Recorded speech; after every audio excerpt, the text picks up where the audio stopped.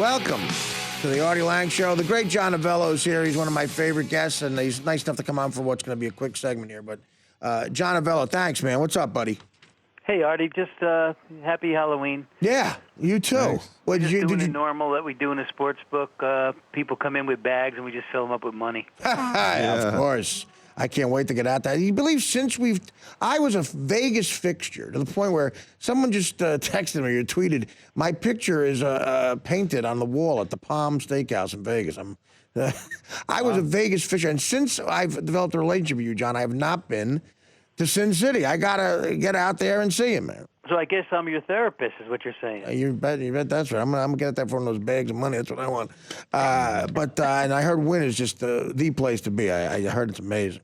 No, it's tremendous property, and I really enjoy working there.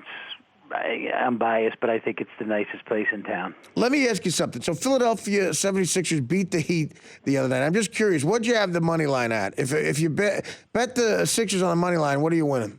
You were going to get about 3.5 to 1. That's nice. That's nicer than the NBA. Beautiful. Yeah, but you got to beat the Heat. If you're going to beat them, Marty, this is when you can catch this team early in the season, and then sporadically as the season goes on. But once they get rolling, once they get their confidence, they're real difficult to beat because when they're down, did you see how they did the other night? We're down like 13-15-0. Yeah. Early, they came back and they were up 7. I think they just lost their momentum and their concentration, but that's what they can do to you. They can come back from any deficit and win. Well, listen, a lot of guys out there, some mini whales out there will put 10 dimes down on every bet they put down up there. So you put 10 dimes on that, you're getting 35 grand back. That's nice. No, and that's what but you're going to lose 4 out of 5. That's the problem. Exactly. I was just curious because when there was a big upset, I think of you. What did you have the odds of the Red Sox winning it all at the beginning of this year? They were 15 to 1 at the very beginning, and that's not people will say that's not a really high price, but you got to remember the Red Sox are usually in it every year. 15, 1-5, not 5, right? Yeah, 1-5. You could tell early in the year that they looked like they were going to be a team to contend. Especially that they didn't go on any bad streaks. They seemed to stay consistent through the year. And let's face it, the way it turned out in the World Series, it was just their year. I mean, they batted .213 and won the whole thing. You know the last team to bat that low and win the World Series? Who? It was them back in 1918. No kidding. Wow. When Mr. Babe Ruth was their lackey. Yeah, they're Lester. Now, listen, you're right. Clutch hitting, that's what does it. That's what does it. Oh, yeah, big hits they had throughout the series. Hey, John, the AP released their preseason college basketball poll today, and they had Kentucky at number 1, which is amazing because they went to the NIT last year and lost in the first round. I'm just wondering what kind of action does the action start now for, futures for the Final Four type stuff? Yeah, probably. It started quite a while ago. I've had that college basketball up since last April. It was up 1 week. Really?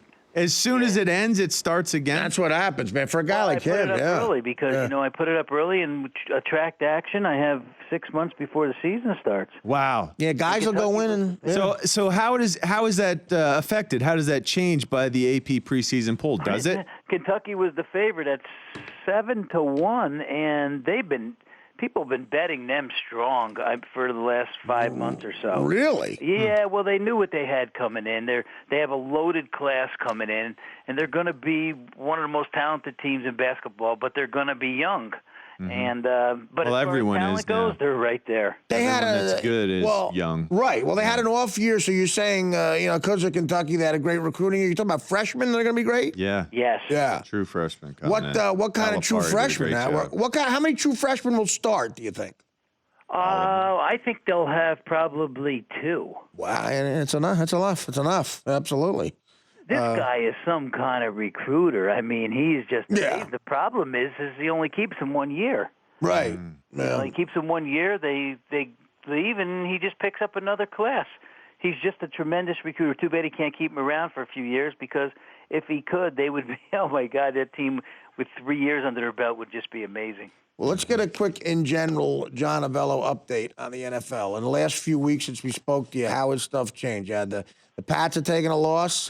Denver looks human. What are you thinking? What's who's favorite? Give me the top 3 guys. Well, Denver looks human because teams their defense is a little weak. Yeah. But Peyton Manning can score with the best of them, so they're definitely one of your top teams. Seattle didn't play a good game the other night, but still got the W. The 49ers have seemed to put it together. They seem to be right where we thought they would be. The Patriots, although they haven't looked good and Brady hasn't looked good, they're still on top of the AFC East. Packers, I think the Saints are a contender. Yeah. And you can't go much deeper than that. I don't know. Cincinnati's okay. They lost tonight to Miami. Yeah. I'm not sure they're ready to knock on the big door yet. What about, the Chiefs?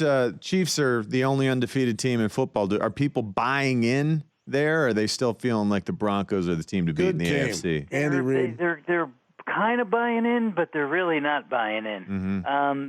What do you? I'll ask you. What do you feel about them? Do you feel they're? I love their defense. Yeah, I know it. Their defense is the best in the league, if you ask me. Schematically, you got Bob Sutton, who's incredible. A Rex Ryan disciple who does things that confuse offenses, and you don't need to try to confuse people with those players. He's got Pro Bowl players everywhere at every level of that defense. Offense is where it worries you. Alex Smith. He's a guy, I don't think he's had more than 18 touchdowns in any season in his entire career. Yeah, but he's gonna get you some first downs running the football. He does, he's smart with it.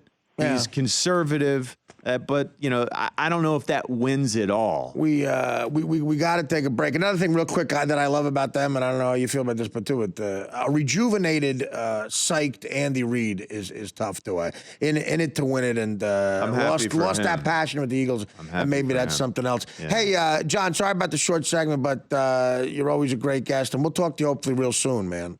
Okay, guys. Thanks for having me on. Thanks for taking the time, John. I appreciate it. Great, John Avello. Back after this. The Artie Lange Show, weeknights on Audience, only on DirecTV.